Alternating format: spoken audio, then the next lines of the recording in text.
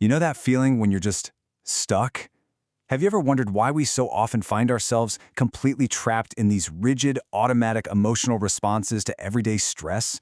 I mean, why is it that one negative comment from a coworker or just one frustrating setback can literally hijack your entire day, sending your mind spinning into this negative loop that you seemingly can't escape?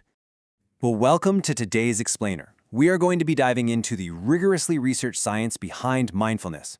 We'll be looking at the hard data, brain networks, and clinical studies to understand exactly how we can rewire our brains for what psychologists like to call mental elasticity.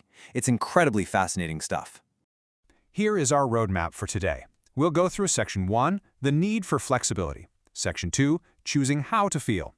Section 3, rewiring the brain. Section 4, healing clinical rigidity. And wrap up with Section 5, the path forward. All right, let's jump right into Section 1, the need for flexibility, breaking habitual reactions. To really grasp what's happening inside our minds, we first need to define our foundational concept here, which is cognitive flexibility. So what is it? Basically, it's your capacity to shift perspectives, adapt to changing environments, and, most importantly, disengage from those stubborn habitual patterns. It is absolutely essential for updating your mental strategies in real time. You see, without this flexibility, we just operate on autopilot. But when we actively cultivate it, we gain the real power to break those habitual reactions and respond to life's chaos on purpose with actual intention. Moving on to Section 2, choosing how to feel, the science of emotion regulation. When it comes to managing stress, we generally rely on two distinct strategies. The first one is distraction. This is a disengaging strategy. It pulls your attention completely away from an emotional trigger very early on in the emotion generative process. Think of it like pulling the ripcord. The second is cognitive reappraisal. Now, this is an engaging strategy, meaning you actually cater to the emotional information and try to reframe or change its meaning later on.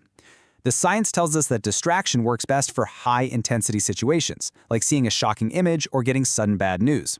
Reappraisal, on the other hand, is ideal for lower-intensity stressors where you actually have the mental bandwidth to process and reframe what's happening. But that brings us to a huge question.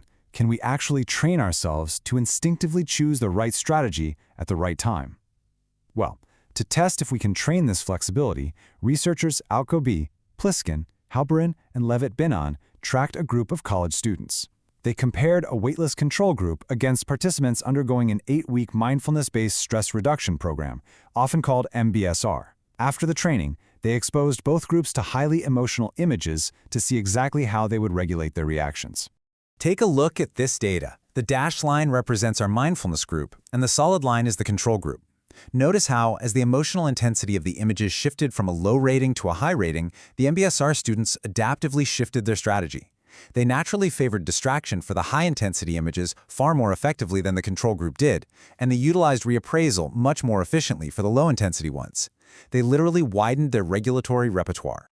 And what's wild is that the data shows this flexibility holds strong even outside of the lab.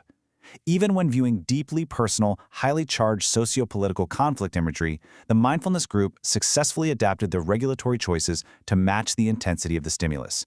This is a massive finding, guys, because it proves we can train our brains to handle real-world stress dynamically, rather than rigidly locking into one response. Which brings us to Section 3, rewiring the brain, the neurobiology of mindfulness. The crucial takeaway here is seeing how mindfulness structurally upgrades 4 specific brain regions to optimize your cognitive switchboard. First, we have the prefrontal cortex, the brain's executive center. Mindfulness actually increases gray matter density here, giving a major boost to your top-down control. Second, the anterior cingulate cortex, or ACC, gets better at conflict monitoring. It helps you detect when your automatic habits are clashing with your actual goals. Third, mindfulness actively downregulates the default mode network. Now, this is huge because the DMN is responsible for that endless mind-wandering and self-referential thought that keeps us awake at night overthinking everything. And finally, it strengthens the salience network, which allows you to detect important stimuli and rapidly switch your attention. You are quite literally structurally optimizing your brain for flexibility. Let's see how this is applied in Section 4, healing clinical rigidity, mindfulness as a clinical tool. When we look at clinical depression, the defining feature is very often persistent rumination, being entirely trapped in a repetitive, negative thought loop. For those battling depression, we see that mindfulness, specifically mindfulness-based cognitive therapy, successfully interrupts these dangerous perseverative loops. How? By tapping into that neurobiology we just talked about and actively downregulating the default mode network. It breaks the rigidity. It's a similar story with anxiety disorders, where patients often suffer from heightened vigilance and a rigid attentional bias toward threats. By practicing mindfulness, anxious patients learn to just observe these threats without an immediate reaction or the urge to flee.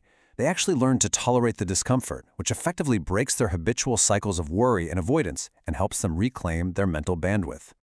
Now, for individuals with ADHD, the core challenge is maintaining sustained focus and avoiding rigid distractibility. This brain training actively bolsters those prefrontal regions, directly improving executive control and focus. It essentially teaches the brain to notice the distraction, but then flexibly choose not to react to it. Finally, in cases of obsessive-compulsive disorder, or OCD, cognitive rigidity is at its absolute peak, with intrusive thoughts leading directly to compulsive behaviors.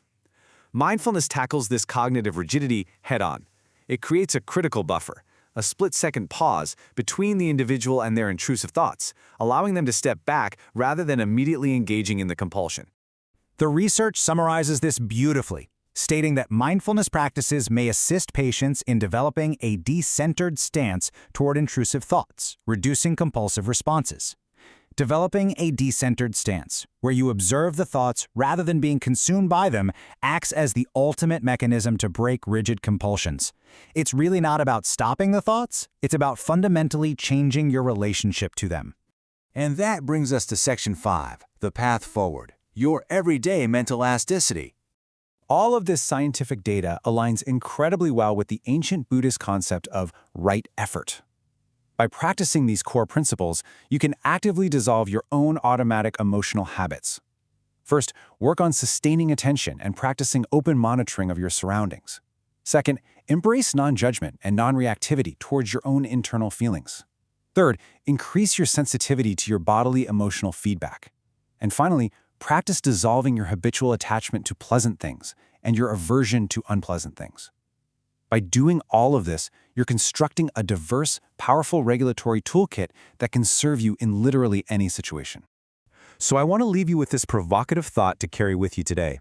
When you encounter friction in your life, are your emotional responses running completely on autopilot? Or will you use your newly understood mental elasticity to take back control and actively choose how to engage? The science clearly shows that your brain has the capacity for incredible flexibility. The choice of how to use it, though, well, that's entirely up to you.